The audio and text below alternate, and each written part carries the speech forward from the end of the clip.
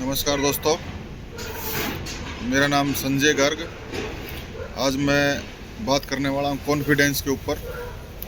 Confidence अब क्या है, बच्चों के एग्ज़ाम शुरू होने वाले हैं, तो कई बच्चे जो है एग्ज़ाम के टाइम अपना कॉन्फिडेंस ख़त्म कर लेते हैं, जिसकी वजह से उनके जो एग्ज़ाम हैं वो अच्छे तरीके से हो नहीं पाते।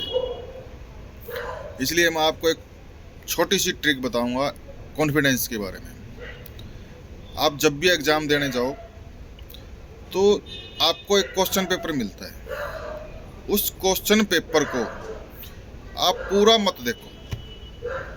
आप स्टार्टिंग से क्वेश्चन नंबर 1 देखो।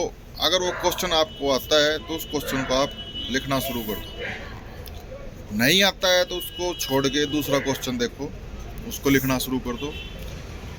ठीक है, वो भी नहीं आता है तो तीसरा क्वेश्चन आप उसको चेक करो, देखो, फिर उसको लिखना शुरू कर दो।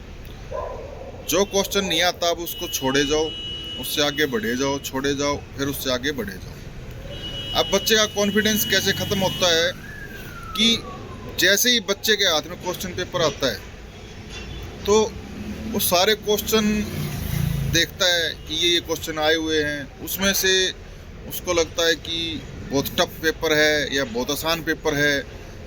तो जो टफ पेपर होता है, इस तरह जैसे किसी बच्चे को अगर 20 क्वेश्चन है, 20 में से 10 क्वेश्चन नहीं आ रहे हैं, तो वो अपना कॉन्फिडेंस लेवल वहीं पे उसका कम हो जाता है, जिसके कारण से जो 10 क्वेश्चन जो उसको आ रहे थे वो भी भूल जाता है, वो उनको नहीं कर पाता। तो इसलिए कॉन्फिडेंस रखना बहुत ज़रूरी है एग्ज़ाम के टाइम पे। अगर आपने कॉन्फिडेंस खो दिया तो जो 10 क्वेश्चन आपको आ रहे थे वो भी आप अच्छे तरीके से नहीं कर पाओगे। इसलिए मैंने ये छोटी सी ट्रिक बताई है कि क्वेश्चन नंबर 1 देखें, वो आ रहा था आप उसको करना शुरू करें, नहीं आ रहा था आप उसको छोड़ दो, उसके बाद फिर अगला देखें। अगला क्वेश्चन पेपर आपको आ रहा है तो उसको करें, उस क्वेश्चन को करें, उसका आंसर लिखें। पूरे पेपर को स्टार्टिंग में ही ना देखें,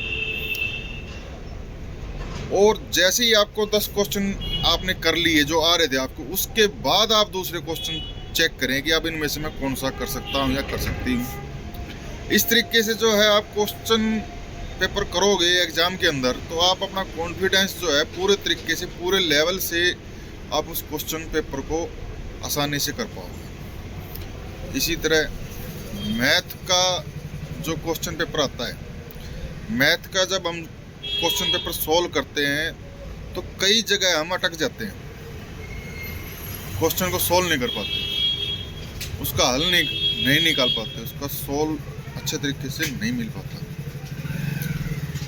जिसके कारण जो है हम टाइम वेस्ट कर लेते हैं अपना, और जो क्वेश्चन और बाकी रह जाते हैं उनको भी हम कंप्लीट नहीं कर पाते। तो मैथ के क्वेश्चन पेपर में एक खास बात है कि अगर कहीं भी आप रुक जाते हो, कहीं भी आपको समस्या आती है क्वेश्चन का सोल्व करने में, तो आप उस क्वेश्चन को वहीं छोड़ दीजिए और उसके लिए थोड़ी सा स्पेस छोड़ के आप अपना अगला क्वेश्चन शुरू कर दो, ताकि अगले क्वेश्चन हम जब भी कर लें उनको ख़त्म करके जहां हम रुके थे, बाद में अगर अपने पास टाइम बचता है तो उस क्वेश्चन को हम आसानी से कर सकते हैं, उसके ऊपर दिमाग लगा सकते हैं। और अगर हम वही अटक गए, जो क्वेश्चन हमारा नहीं निकल रहा है, जिसको हम सोल्व नहीं कर पा रहे हैं, तो वो क्वेश्चन तो सोल्व होगा ही नहीं, उसके अलावा जो क्वेश्चन हमें और करने थे वो भी हम सोल्व नहीं कर पाएंगे। तो दोस्तों, ये एक छोटी सी कोशिश की है मैंने एग्ज़ाम के टाइम बच्चों को अपना कॉन्फिडेंस लेवल कैसे बढ़ाना चाहिए, कैसे क्वेश्चन पेपर सोल्व करना चाहिए। अगर वीडियो अच्छी लगे तो इसको सब्सक्राइब, लाइक और शेयर कर देना। धन्यवाद।